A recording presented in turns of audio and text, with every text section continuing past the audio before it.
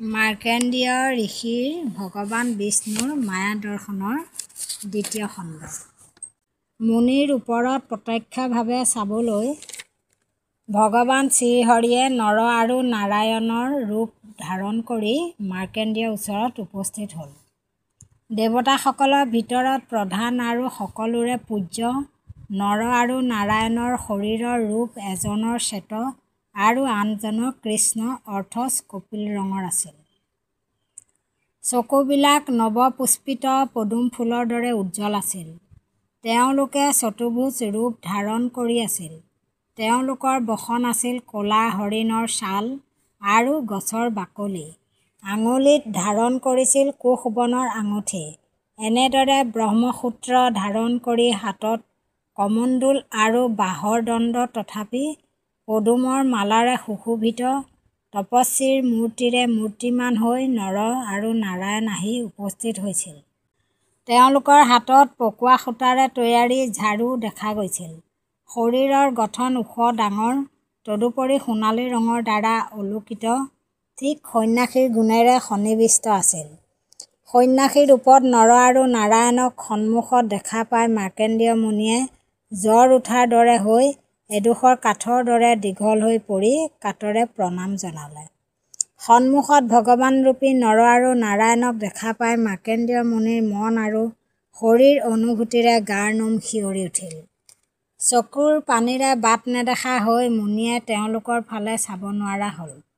হাতজোৰ কৰি দণ্ডৱত হৈ দুয়োজন পুৰুষক সাৱটি ধৰাৰ স্পৃহাৰে কঁপি কঁপি ভঙা ভঙা মাতেৰে অভিবাদন জনালে। ইয়াৰ পিছত মুনিয়ে উঠি গৈ ভগৱান নৰ আৰু নাৰায়ণক চৰণ ধুৱাই বহিবলৈ আসন পাৰি দিলে। নৰ আৰু নাৰায়ণক যথাযোগ্যভাৱে আৰাধনা কৰি হাত ধুবলৈ পানী আগবঢ়াই দি পবিত্ৰ চন্দন আৰু সুগন্ধিত দ্ৰব্য অৰ্পণ কৰিলে। আনন্দিত মনেৰে স্বৰ্গীয় ঋষি দুজনে অৰ্থাৎ নৰ আৰু নাৰায়ণে প্ৰফুল্ল চিত্তেৰে আসনত বহি সদয় ভাৱ প্ৰকাশ কৰিলে। তেতিয়া মাৰ্কেণ্ডীয় মুনিয়ে পুনৰবাৰ চৰণত সেৱা জনাই তেওঁৰ মনৰ ভাৱ প্ৰকাশ কৰিলে। মাৰ্কেণ্ডীয়ই স্তুতি প্ৰাৰ্থনা জনাই ক'লে, হে প্ৰভু, মই তোমালোকক কি ভাষাৰে প্ৰশংসা কৰিম? অপৰিহাৰ্য বায়ু, বাক্য, মন আৰু ইন্দ্ৰিয় তোমাৰেই বস্তু। অকল সেয়াই নহয়, ব্ৰহ্মা আৰু শিৱ তদুপৰি ময়ো তোমাৰেই। তুমি এই সকলোকে পালন কৰি থাকা। হে প্ৰভু, তোমাৰ সৰ্বশক্তিমান দয়াতে জগতক দুখ কষ্ট ভোগৰ পৰা ৰক্ষা কৰি আছা। ত্ৰিজগতৰ উদ্ধাৰৰ পথ তুমিয়েই দেখুৱাই আছা। তুমি বহুত ৰূপ ধাৰণ কৰি সকলোকে মকৰা জালেৰে আবৃত কৰি ৰক্ষা কৰি আছা। আকস্মিকভাৱে উদ্ভৱ হোৱা কোনো অপবিত্ৰ কৰ্মৰ কাৰ্যই গুণ আৰু কালক বিনষ্ট কৰিব নোৱাৰে, নাইবা কলুষিত কৰিব নোৱাৰে, কাৰণ তেওঁলোকে তোমাক পাবৰ কাৰণে সদায় যোগত মগ্ন হৈ থাকি অৰ্চনা কৰে। সেই যোগীসকলৰ প্ৰতিও সেৱা জনালোঁ। হে ভগৱান, আমি জীৱবিলাকে একো নাজানো, সেয়ে আমি তোমাৰ চৰণ কমলত শৰণ লোৱাৰ বাহিৰে কোনো পৰিত্ৰাণ নাই। ব্ৰহ্মাৰ বয়স 2 পাৰাৰ্ধ বুলি কোৱা হৈছে যদিও কালৰ ভয় আছে। সেইবিলাক তোমাৰ চকুৰ পচাৰৰ খেলা মাত্ৰ।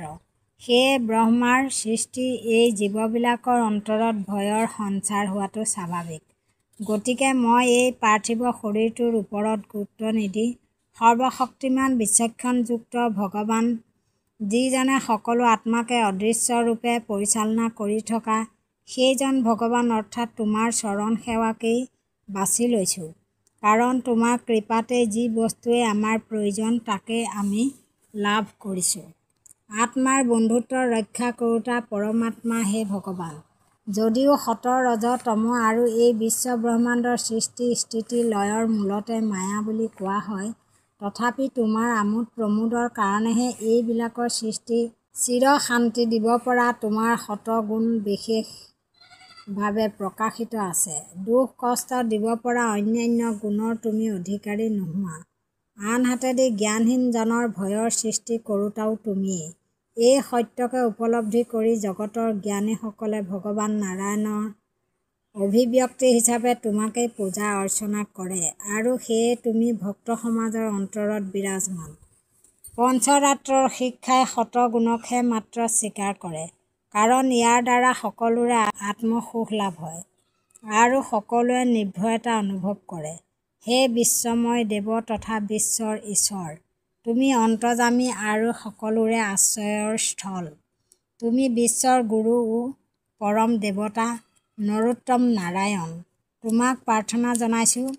তোমাৰ মুখৰ বাণীৰ পৰা বেদ সৃষ্টি হৈছে। তোমাৰ মায়াৰ প্ৰভাৱত পৰি মুগ্ধ হৈ আত্মদৃষ্টিৰ বিস্মিত ঘটাৰ ফলত কল্পে কল্পে ইন্দ্ৰিয়ৰ পাশত পৰি মানুহে তোমাক চিনিব নোৱাৰা হৈছে। তোমাৰেই সৃষ্টি বেদৰ জ্ঞান লাভ কৰিলেহে জীৱই তোমাক চিনিব পাৰিব আৰু তোমাৰ চৰণ কমলত পূজা সেৱা কৰিব।